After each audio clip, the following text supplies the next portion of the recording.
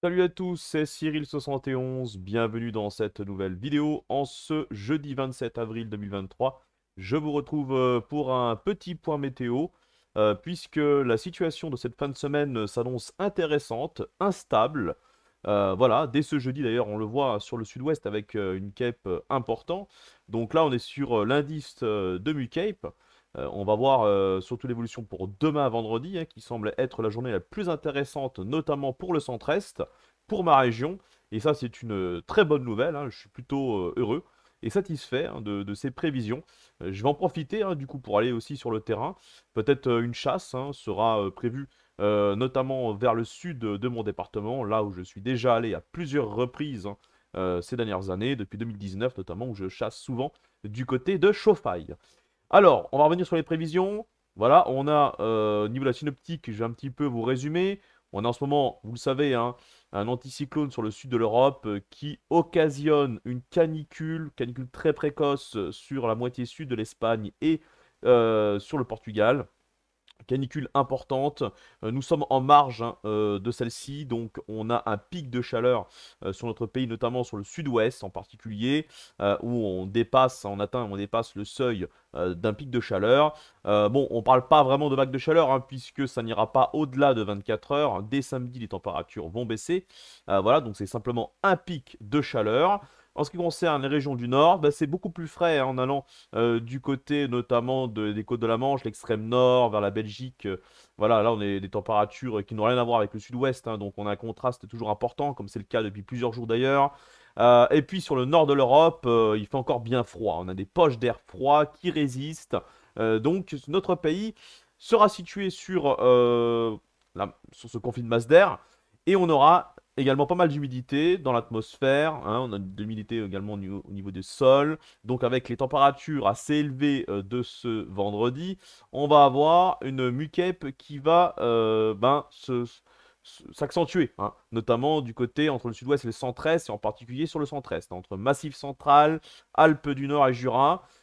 On va voir tout ça ici avec le modèle Arome, pour voir un petit peu comment ça va se passer au niveau de l'indice du MuCape.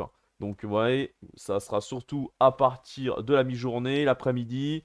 Ouais, c'est surtout entre le centre-est et le nord-est, notamment la Franche-Comté, le sud de la région Grand Est.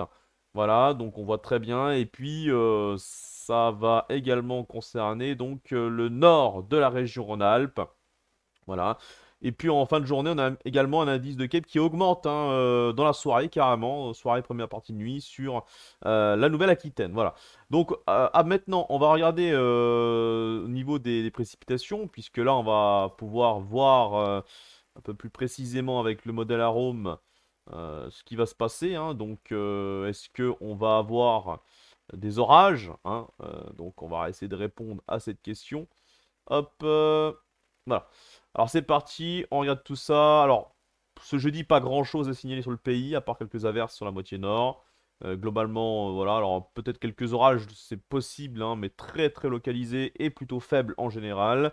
Mais ce qui nous intéresse, c'est donc pour ce vendredi après-midi et soir. Et même jusqu'à la nuit d'ailleurs, de vendredi à samedi, hein. Donc là, voilà, vous voyez, pour l'instant, arôme un petit peu tardif, hein. Il tarde un petit peu à faire développer les premières cellules, même si d'après moi c'est possible qu'elles se développent un peu plus tôt dans l'après-midi, notamment en deuxième partie d'après-midi.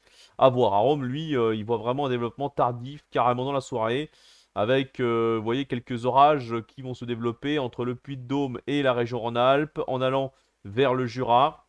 Voilà, il est vraiment, ouais, il est quand même très tardif, hein. Vous voyez, ça se décale ici.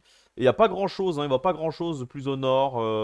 Peut-être quelques averses orageuses, mais sur la région Grand Est. Mais bon, ouais, bon, il est pas très costaud pour la région Grand Est. Ce serait plutôt pour le centre-est, la région Rhône-Alpes, hein, vous voyez, carrément en début de nuit. Donc là, c'est vraiment, ouais, je vous l'ai dit, à Rome, il voit des développements orageux, mais pas dans l'après-midi, plutôt dans la soirée et dans la nuit. Et ensuite, on a donc une seconde zone, hein, orageuse qui arrive par la Nouvelle-Aquitaine.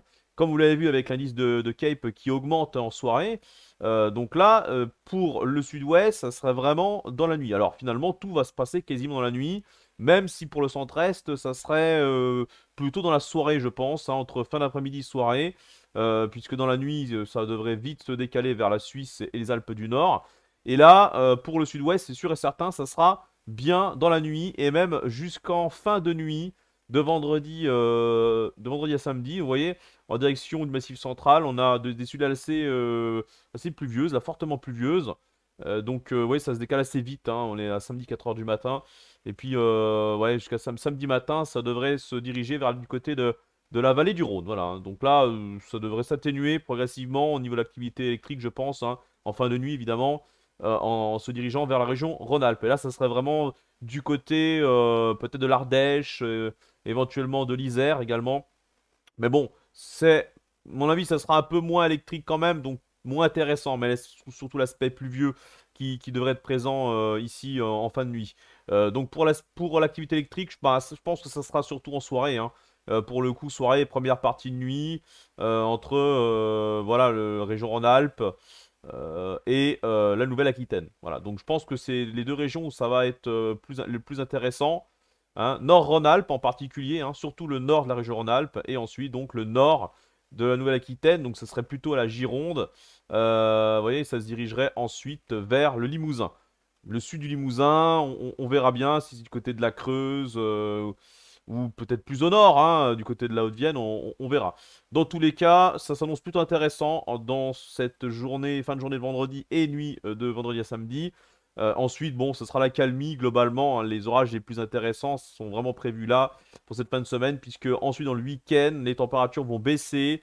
Donc même si le risque d'orage est toujours prévu, je pense que ça sera un cran en dessous, hein. Ça devrait être moins intéressant.